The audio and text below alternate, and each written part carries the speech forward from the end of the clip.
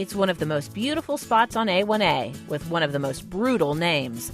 Fort Matanzas, meaning slaughters, is these days touted for its peaceful surroundings. We have a great shoreline here, devoid of condominiums and so forth, so you can see what Florida was really like back before all the development took place. The park is about 300 acres. We include beach area as well as the river system and salt marshes. 14 miles south of historic St. Augustine, the Visitor Center is nestled in a coastal hammock surrounded by ancient sand dunes.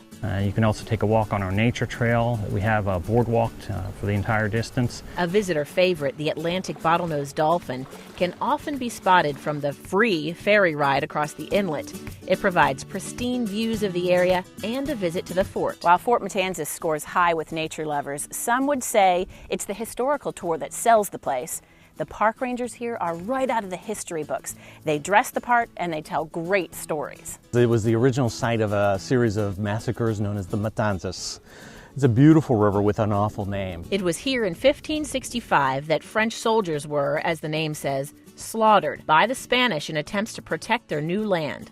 This picturesque inlet tells the story of Florida's rich cultural upbringing. The fort here is a reminder that America did not start in 1776. The fort was built by the Spanish in 1742 and changed hands to the British, but its purpose was always the same: to stop enemy attacks on the backside of St. Augustine. They try and come into the river that surrounds us. Once this fort was built, no attempt was ever made by an enemy to attack from this direction. Located on what's been dubbed Rattlesnake Island, you can glimpse what life was like for early soldiers serving here, and even climb to the fort's outlook for a breathtaking view.